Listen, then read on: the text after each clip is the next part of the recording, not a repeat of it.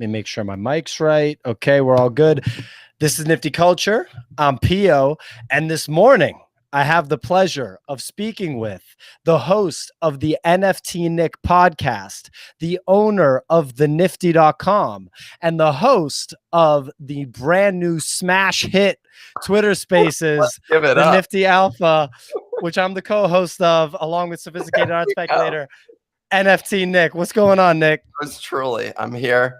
We're both looking in the same direction this morning, which is pretty phenomenal because there's something right over there, right? Anyways, directionally. You got to face the same direction. Otherwise, you're not going to make it. This is a long time coming that we do this because we're already frequent collaborators on the Nifty Alpha, the smash hit NFT Twitter Spaces, where we have fully licensed music by mainstream artists. We're the only NFT spaces that has this. We can't be promoting that everywhere. Like, we can't let everyone know about our just like blatantly. Like, YouTube would block us. I think, like, if I started playing that right now, we'd probably get the stream shut down.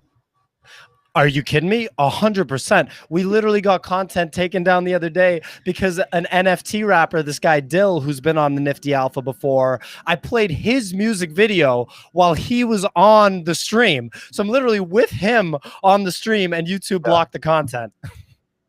Yeah, it's tough when you're fighting against organizations which want to get their money because they're owed it.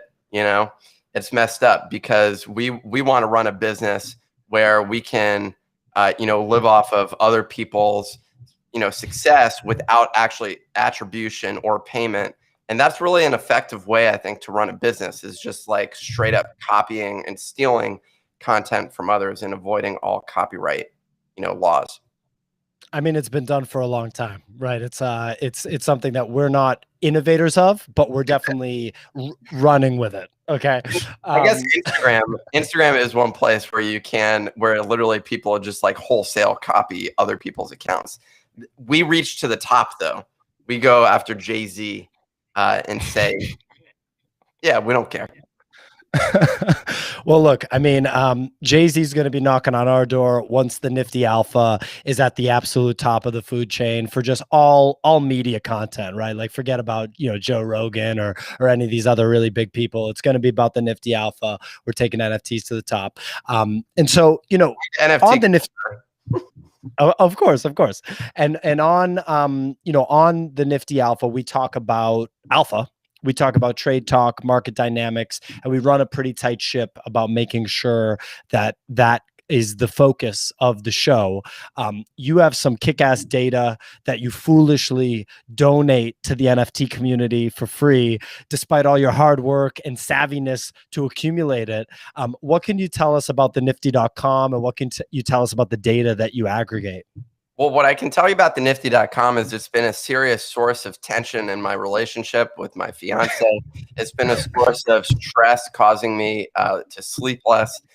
However, what it has given, the present that has been gifted to the world as a result of that, is a free data site which shows trending projects, both based on mint volume, based on sales volume in recent hours, as well as similar to some of the other sites that you have seen where you want to check out. If you go to the nifty.com/stats, you can actually see it.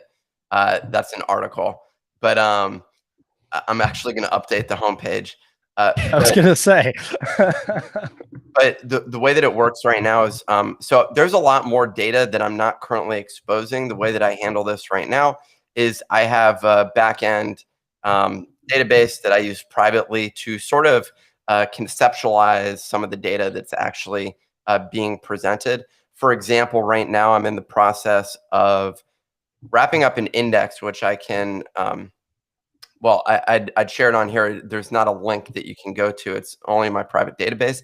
But basically, I'm trying to get the best market signals, essentially. Now, one thing that I have found, the area where it is limited is in the drops. So if you have an upcoming drop, the data is obviously not going to surface from that. But when there's an active drop that's occurring, it will show up, and you can see the mints as they're happening relatively live. The data right now updates every 10 minutes. I may update it more often, but that seems to be working and it's fairly effective. So you can see things like floor prices, average sales price, number of units sold, US dollar volume. This page that you're on in particular, if you scroll over to the left, there's icons to make it at least a little more pretty. Yeah, see, there's some icons. Lovely. But I'm probably going to update the design even further. But the main point of this is like, I just wanted information to show up. And the difference of this versus many of the other tools that you have is it's integrated into an email service. So every morning, it automatically sends you the top projects, both minted, being sold right now, being sold over 24 hours, as well as you can set up your own custom watch list. So you can go into these individual projects, star them, and it will show up in your inbox each morning so you can see, hey, what's going on with these different projects. My background's in content. I've also been a developer for over 20 years. So like, I like merging those two things, both data and content. And so that's what this is sort of aiming to be. I mean, the product kicks ass. You give it away for free, which, you know, I feel like everybody's just kind of like, you know, why would you do such a thing? You can make millions of dollars off of this, but you donate it to the community. And I think we appreciate that. I wanted to point out, like, I think I know your top project on this list. Would you say that this is your #1 favorite project, the Sneaky Vampire Syndicate? Not. We were discussing that on the spaces yesterday.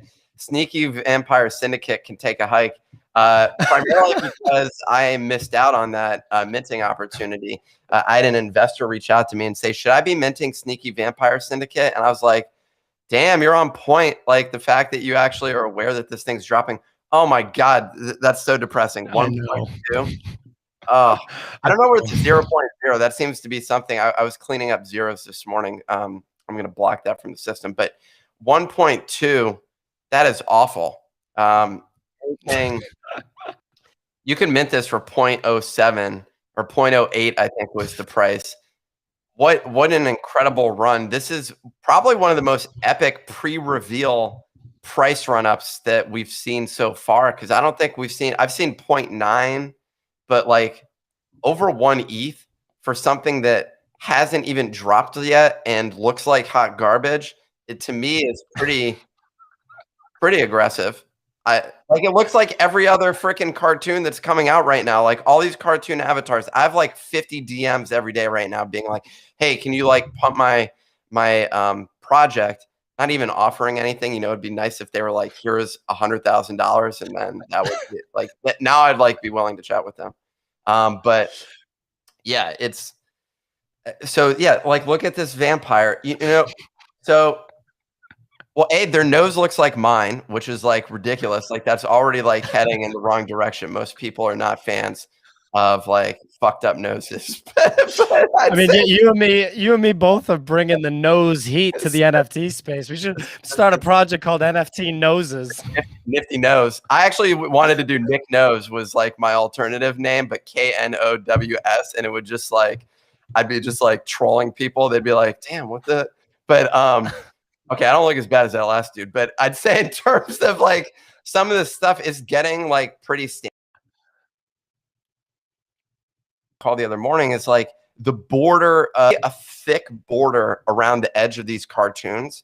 Our characters, that's indicative of lower quality of content. Now, I say this as someone who is not drawing anything. Like I'm not offering anything outside of like I'm coding stuff. That's where I know I'm staying in my lane. But like, yeah, this border is I don't know. I'm not a fan, but it is interesting to take a look.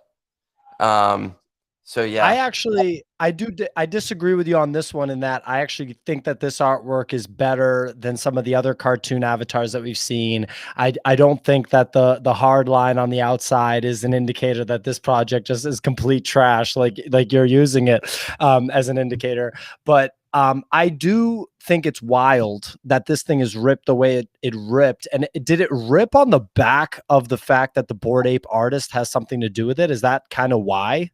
The last one that dropped where someone like speculatively was involved tangentially with Bored Ape Yacht Club resulted in a project popping off. And that's the exact same thing here. It's like this person, literally Bored Ape Yacht Club, tweeted about this artist days before this drop. And so, well, they mentioned all of the artists, but the timing was perfect for this person because they immediately sold out. You know, I think it's something that we saw before. The market is just looking in general, I think, for guaranteed flights to quality. And so if you can find ones which are even associated with successful brand names like Bored Ape Yacht Club in this case, which is hilarious because the brand's been around since like what? When it drop? March. Yeah. So like, but you know, it's significant now. So yeah, it's interesting to observe. I did not mint. I should have known to after that person DM'd me, but or texted me. But you know, here we are, just looking at my bag, not changing at all in price during this time when it should have just been flying, especially on a massive update. But you know, over the past 48 hours, 36 to 48 hours, we've seen the market tick up. So. Yeah, and I saw that, Atom Bomb Squad, a project that I've talked about a lot and we've discussed as a group on the spaces quite a bit, it did have a 40% increase. But honestly, like last night, I was just kind of reflecting on what, our pal, our co-host, Sophisticated Art Speculator said about Atom Bomb Squad. And I couldn't help but think like he actually really had a point. I think that it's a very cool project. I'm glad I bought into it. But the idea that these bombs, given that there's a 25,000 supply, are just going to rip in price, it's kind of a tough idea at this point. I think they'll probably sell for a premium. The only bomb that I've sold so far, I sold pre-reveal, and it's one of the collage bombs, which I think is literally going to be like one of the rarest ones. So I'm just the biggest bozo on the planet, and I shouldn't have checked which one I sold. The person that bought it off me has it listed for 100 ETH right now. So we'll see. But I don't know. Like, I love the 40%. Sorry. What was that? I was going to say, you can't tell where these are going to go pre-reveal, and it's a complete lotto. And 99% of the time, you lose. Actually, for me, 100% of the time, I lose with the reveals. I put in a bunch of money. The way that you make money is like only selling pre-reveal is the best strategy at this point in time. The sneaky vampire squad, I'm going to call them vampire squids, because they're sucking the life out of this ecosystem. But yeah, I think, dude, like, sorry, I didn't mean to interrupt your commentary on Atom Bomb Squad, but it is spot on what you were saying, which is literally like there's 25,000 of these. It really just saturates the market. You can take a look at Meebits, which is a Larva Labs production. And like it struggled for the vast majority of this year. It's been just like incredibly difficult for it to get anywhere. And I think that a large part of that is due to the fact that Meebits also has 20,000 of these. And so for the longest time, anything that has a large number, and you see this with curio cards as well, curio cards, when you have high number versions of them, like the BTC bank ones, which I traded and made some, then lost some. I took a loss. I was like, this is ridiculous. You have people continuously undercutting you in that space. And so the more supply that there is, the more that dynamic plays out. Yeah. And I think Meebits, it's pretty stunning that they have this 4.5 ETH floor. If you sold Atom Bomb Squad before the reveal, I believe the peak the night before was 0.75 ETH. So like, you'd probably be pretty happy about that decision, especially if you didn't get rare bombs. I actually think I got a couple. Yeah, I feel you. I actually got a couple rare bombs because I got one with a sticker on it, and Bobby Hunges has given us the indication that the sticker is useful. And then also I got stained glass, and there's already a stained glass Discord, and everyone in there is like, it's rare, it's rare, it's rare. So we'll have to see how rare it is, but I might be able to make some money off my stained glass bomb. Someone in the comments just talked about Bor Picasso, which was one of the projects that the Nifty.com had some data on. I'm going to go back to that. Have you paid attention to this project? And is it new as of today? Bor Picasso. No. I can. Oh, it did show up. Yeah. So that was low volume, but 24-hour sales over $1.4 million. That's pretty good with a floor around 0.2. No, I haven't. You know, what we're seeing is they are pretty cool looking, although they look they look ridiculous at the same time. What I think, what's interesting about those is you're like fully zoomed in on that. But yeah, I think that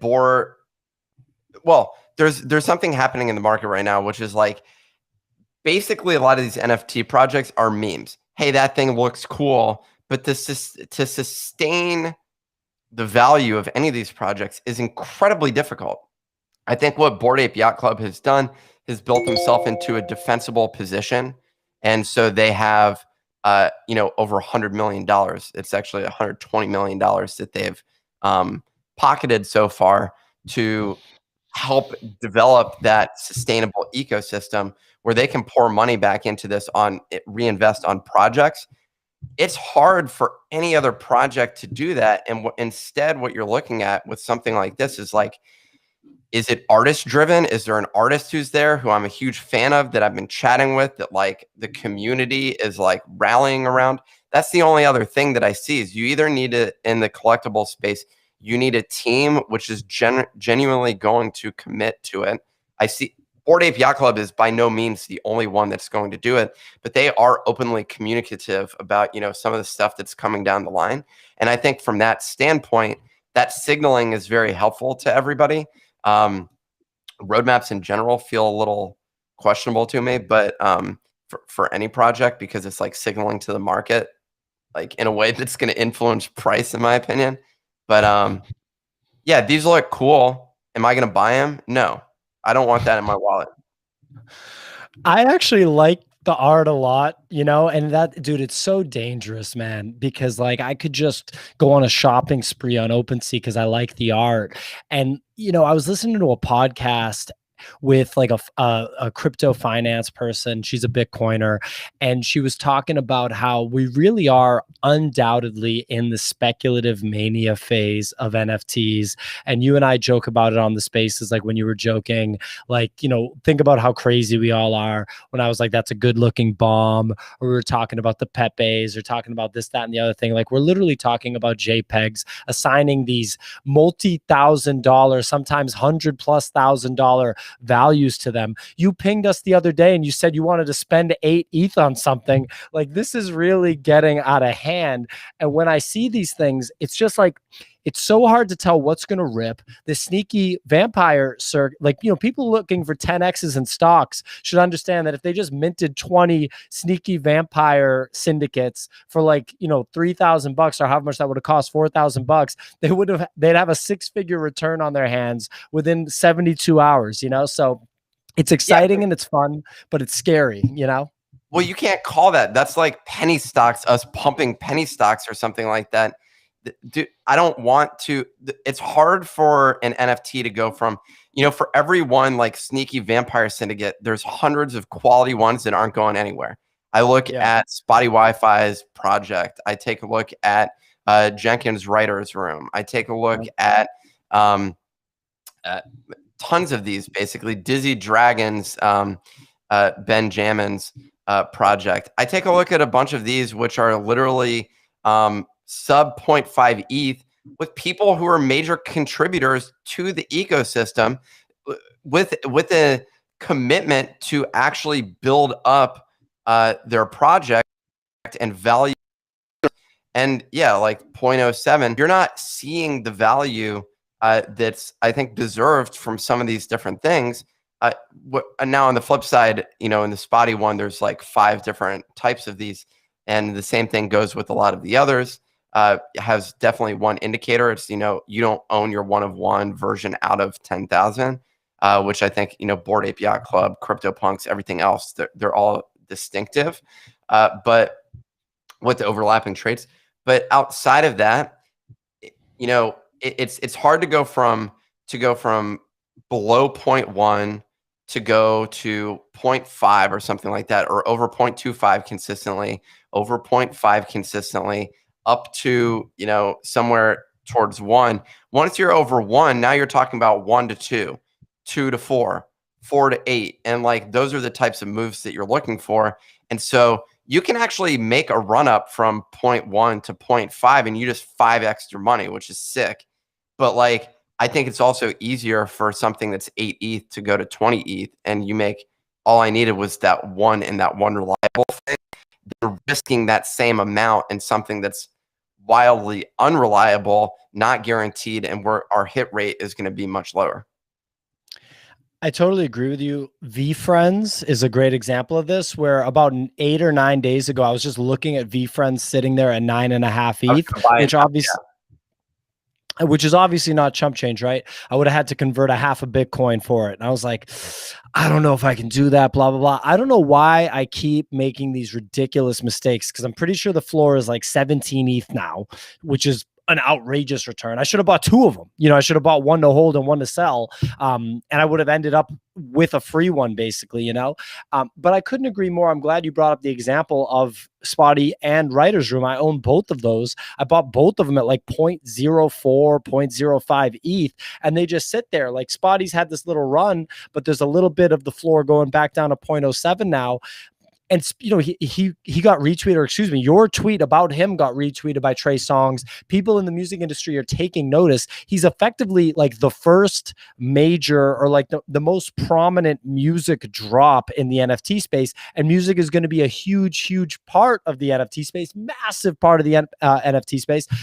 Obviously, there were big name musicians that dropped on like Nifty Gateway and stuff, but I'm talking about actually dropping your music as an NFT. And I think he's just wildly undervalued. So it'll be interesting to see how the market responds to this stuff, because a lot of times this stuff just sits there forever and then it explodes. Which is what I think happens with a lot of them. If you know one that has some like roadmap action coming down the pipe, which is like very promising, it's a smart buy to buy into that 1-2 weeks before that happens. Now, in the case of well-known ones, Bored Ape Yacht Club, that's a harder play, right? Like when their next roadmap drops and people are anticipating something, it's going to pump. Like that's just inherently what happens with a lot of these. But I think when you approach this, you have to think about like portfolio diversification and structure.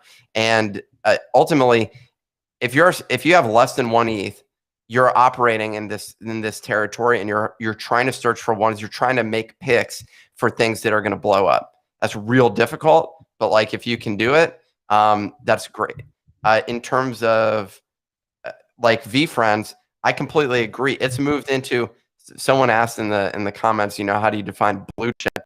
And I think right now, I call VFriends quote unquote blue chip, but it's not, because we haven't gone through a bear market yet. And so like a severe one, we went through a bear market based on the way the prices went, but it's likely to be the shortest one ever. We haven't had an extended one.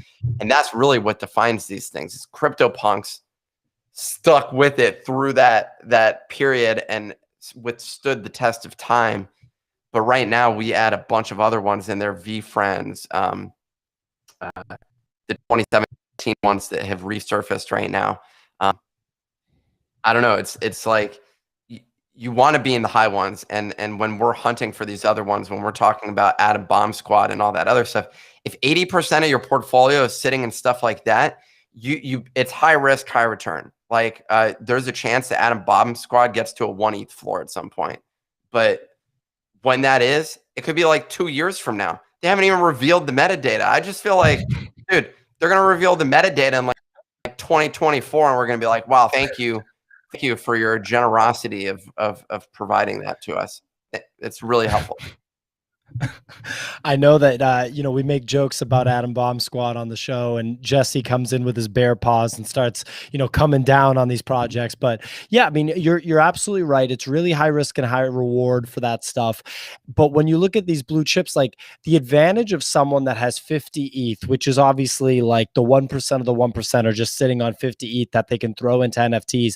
But the advantage of that is so strong, right? Because you just talked about the mini bear market. I think that if someone like that just aped into mutant apes, for example, right? Because you can just kind of assume that when Roadmap 2.0 comes out, like you said, that Bored Ape hype will spill over to mutant apes as well. I mean, if it spills over to the Wicked Ape a Bone Club or whatever, like these double derivative type things that are just like kind of remotely, like not officially related to the apes, but have something to do with them, I have to imagine the mutants are going to rip. So think about the difference, right? If you buy mutants at 3.5 ETH floor during a bear turn, I think you could have got them for cheaper, like maybe even 3.25 ETH.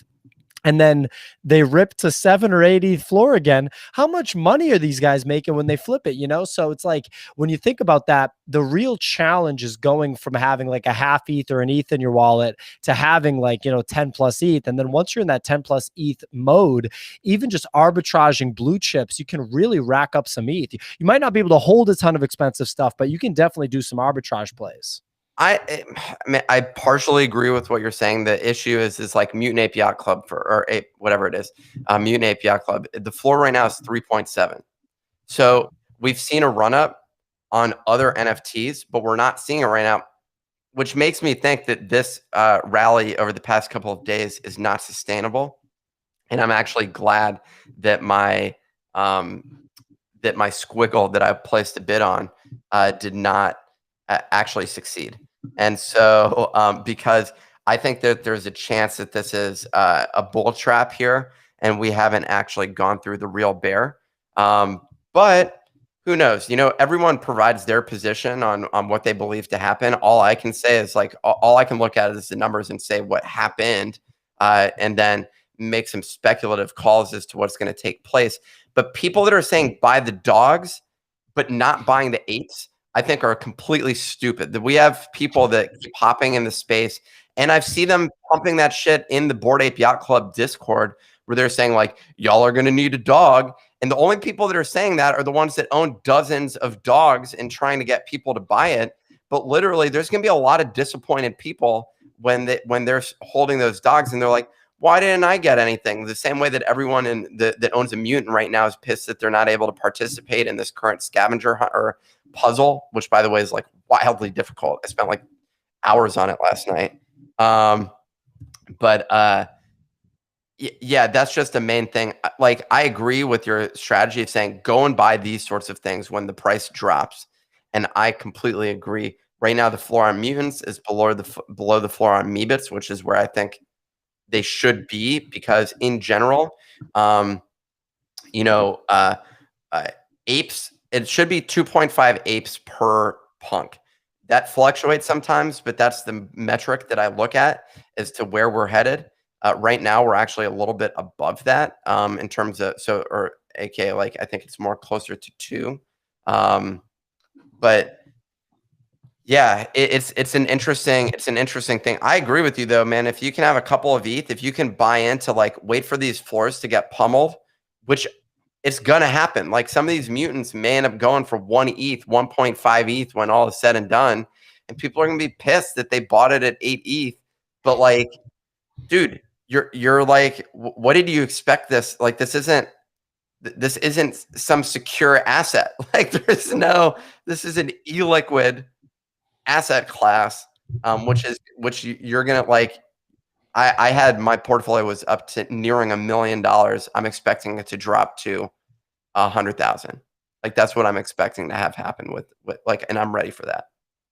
It just is what it is. And buying the dip is how people are able to make massive returns. Like obviously there's these speculative bets. If you bought a bunch of Bored Apes, they came to fruition. But if you talk about just like market strategy, like you're going to want to buy the dip, but you can't buy the dip on just some bullshit project that just came out that nobody knows about, right? You have to buy the dip on the good stuff, and you're going to have some money to buy the dip on the good stuff. And it's also hard to figure out what the good stuff is and what's going to stay good. But I do think that we have 5 or 6 things at this point that are good. And if there's a heinous dump, I hope that I can have some liquidity to buy those things. But yeah, I mean, when I look at my portfolio, I could have taken profits right at the peak of the bull that I definitely should have. It's obviously really hard when you don't have a crystal ball. But these are illiquid, like you said, and it's really hard to know when to sell. And I was ready to buy an M1 Grin Mutant because that's my favorite trait. In my opinion, the M1 Grin Mutants are by far the best ones. And I was ready to buy one for like 7.5 ETH. I loaded the Bitcoin into my Coinbase and I was ready to convert it to ETH and pull the trigger, but I didn't. And I'd be really pissed right now if I did. So if these do like really drop down to like 2 ETH or 3 ETH, then I'll be ready to buy that Forever Mutant, that M1 Grin, because of the fundamentals of Bored Ape Yacht Club and the fact that the Mutant does represent a membership to Bored Ape Yacht Club, which in my opinion, I believe long-term is going to actually have real value as more media brands, corporations, people that buy intellectual property buy into Bored Ape Yacht Club, because I do think that that is a foregone conclusion. So saying foregone conclusion is a little aggressive because, like, let's be clear. We have a growing market, an unlimited supply of JPEGs, and that's only going to grow. And so when you're looking at when your mother, father, sister, brother, I don't know your family situation, but when people end up entering the space and getting NFTs, are they going to want that mutant that you just had sitting on the screen? And my guess is, by and large, no. The vast majority are not going to want it. Are they going to want a picture of a bomb of some brand that they've never heard of? No. And I don't think, like, there is no way. I'm bullish as hell on this space. I just said that I have a huge portfolio that was ridiculous. And frankly, I probably should have sold a little bit more. But like, it's so ludicrous to expect that like all of these have some strong potential of going to the moon long term when there's an unlimited supply of very talented designers who are going to create dope shit. I'm going to hire those people to make dope shit so I can release my own NFT, and we're all going to do the exact same thing. And when that happens, we're all making NFTs. So like, there's no way that I think that all of these are going to be worth a ton. For some context, I bought, so I'd sold a business years ago, and what I ended up, I had millions of dollars, tons of cash, and I didn't know what to do with it because I was a complete fucking idiot. And what I did was spend it on wasteful things. At 3 Michelin star dinners. They were very fine dinners, let me tell you, in a very expensive apartment. And I had to downgrade consecutively as I went through that process. But the reason I'm sharing this is because I went into an art gallery at that point. I was like, I'm going to go buy a painting. And I wasn't willing to buy a painting for $1,500. Yet I'm out here with less money that I had at that point, throwing around $25,000 on some fucking squiggle. Like, we need to like step back for a moment and think like, is this sustainable, and who's going to be buying those different things?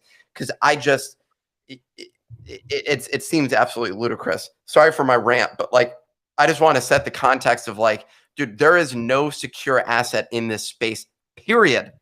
In the NFT space, there is no secure asset. It is illiquid. We're making a shit ton of money, and it is fun as hell doing it. But like, I do not believe for a second that these are like, all we have is promises of the future. And we saw that with the ICO in 2017. So like, I like picking stuff with you, most definitely. But like, dude, this is ridiculous. Like, there's no,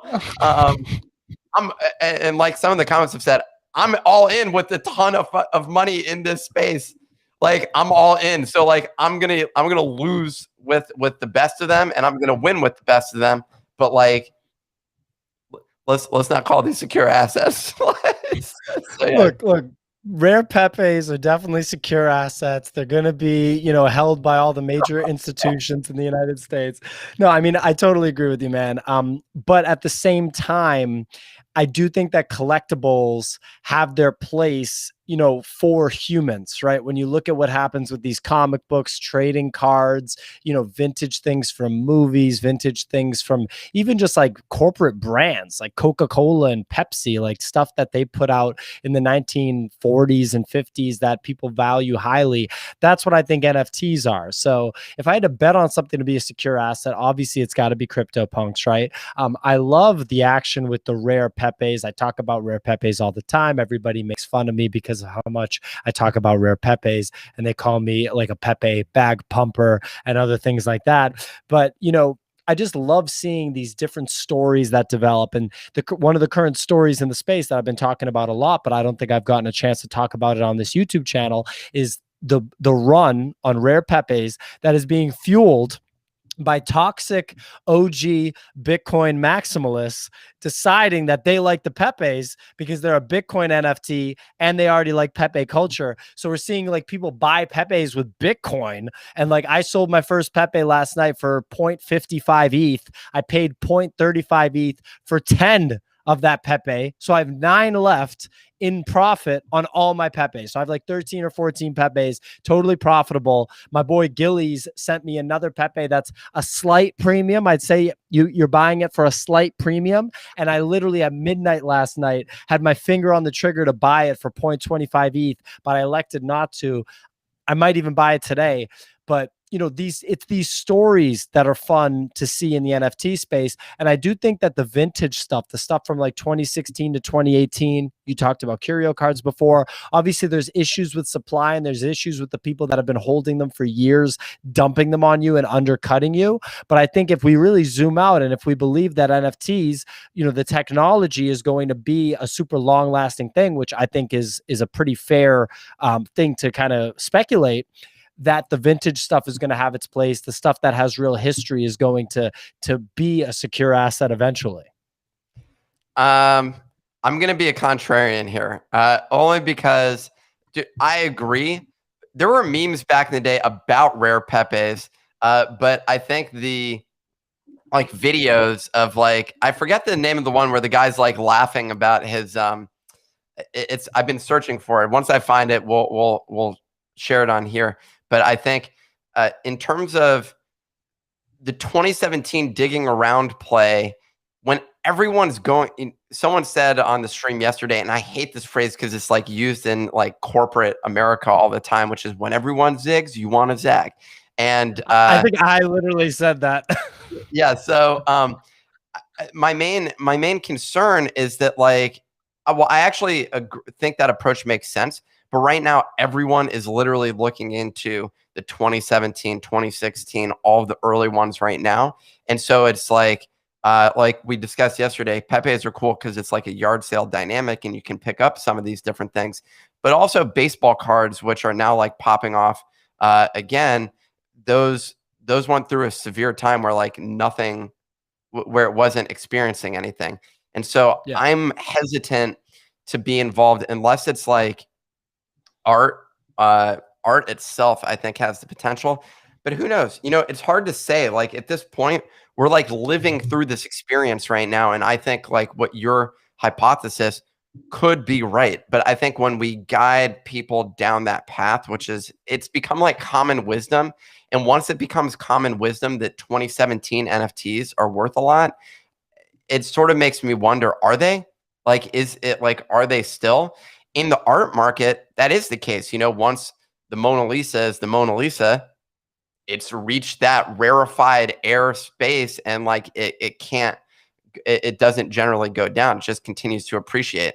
As someone from Christie's, I was chatting with someone from that used to work at Sotheby's yesterday or a couple of days ago, and he was like, when the market crashed 30%, the art market dropped 4%. So in general, the art market tends to be more resilient. I just don't see NFTs being there yet, but potentially I could see the rare art in the NFT space being much more resilient. And I don't know if the collectibles, so far from what we've seen, it's not the Bored Apes have dropped 50%. The CryptoPunks have dropped directionally, like is headed towards 50%. So like I don't see collectibles being a protected asset class. No, despite the fact that they will perform, the top ones will outperform others. But outside of that, the dips are brutal. Whereas with Fidenzas, I don't think the dips are going to be as bad.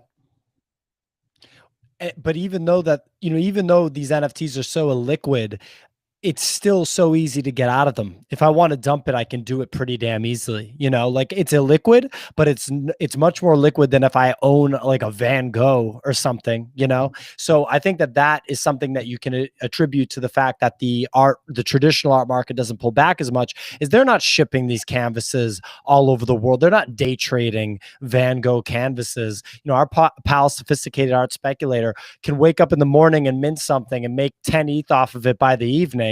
That's not really, like a 25 or a 50 transaction day is not common for an art collector. I mean, I think it's literally the least common thing of all time. So that's the difference. And I do think that the dips here will be heinous too. I pulled up some art block stuff here. You just mentioned Fidenzas. I wanted to get your opinion on art blocks curated, because there's definitely been a pullback. What do you think of what could come for art blocks curated in the coming months? I'm only looking for the best ones that have already defined themselves as great, and something that includes utility where I get access to a community. But I want to pause and hit on one thing that you mentioned in terms of NFTs are not more liquid than the best pieces of art. The art market is a clearly defined, well-established market with $50 billion plus being traded each year. So it's larger than NFTs.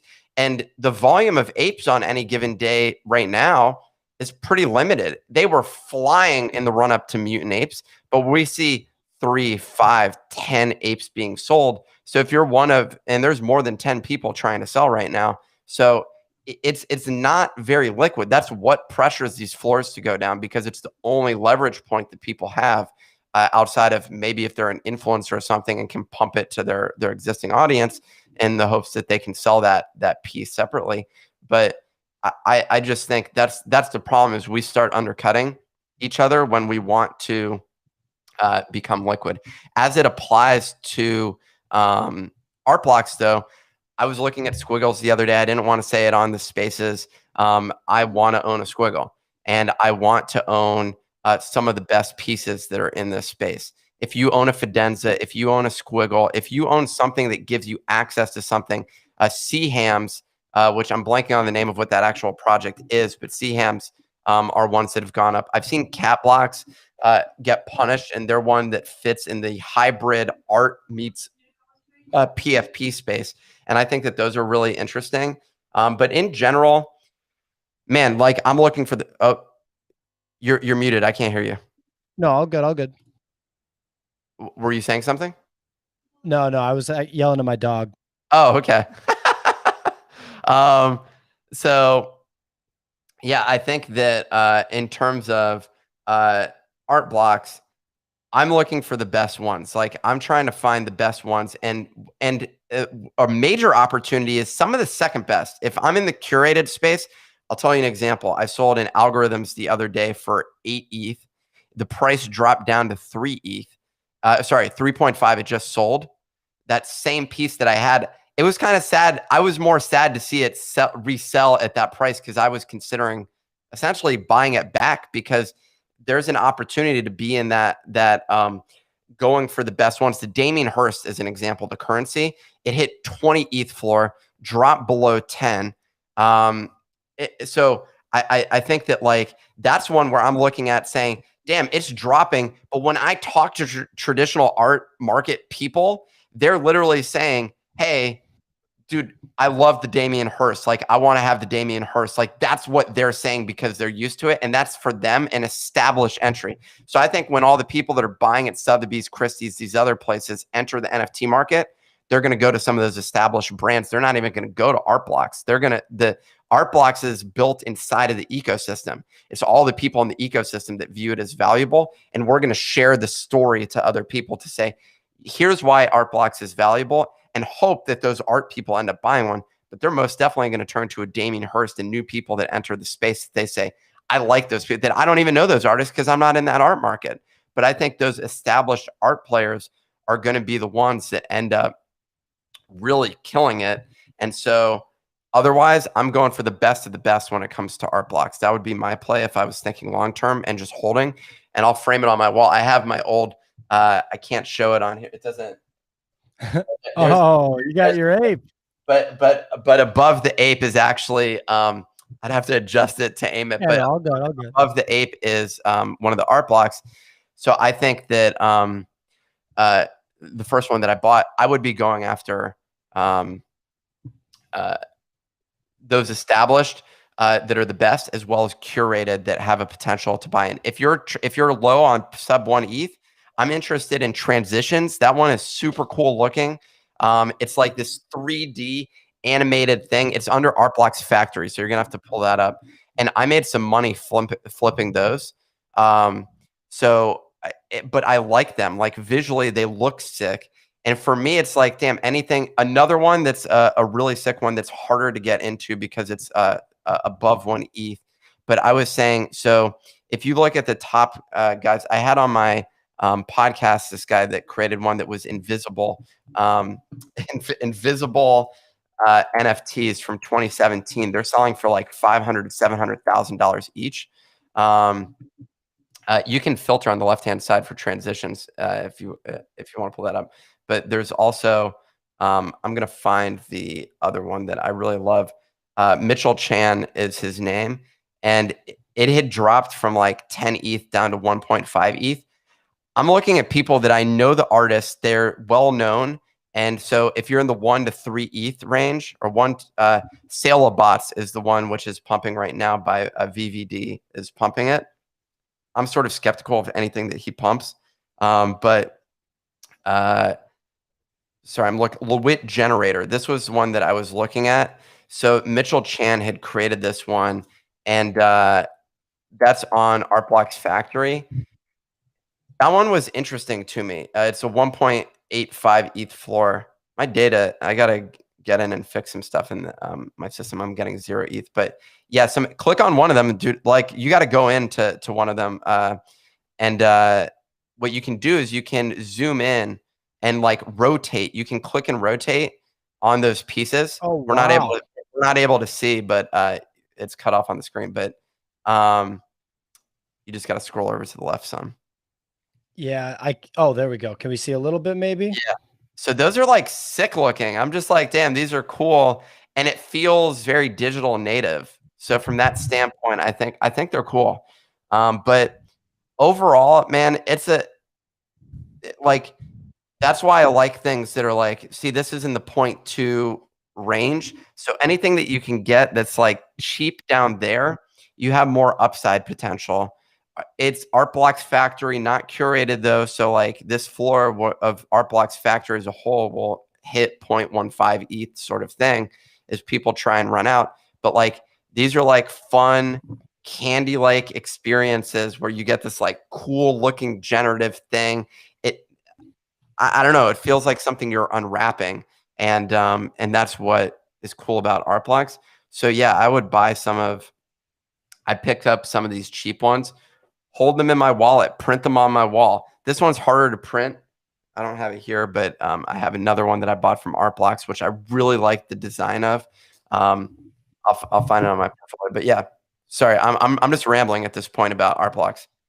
No, dude. I mean, I really like the opinion on Art Blocks. I own Art Blocks Flowers. That's from Art Blocks Factory as well, I believe. I was up on those. At this point, I am down, but I actually like the shit out of those. I might just frame those and put them on my wall too. It's weird to frame them and put them on your wall and then sell them. I feel like that's not allowed, so I have to own the thing forever if I'm gonna actually do that. I think. No, dude, I buy them to print them because I own them at one point, and then I flip the NFT.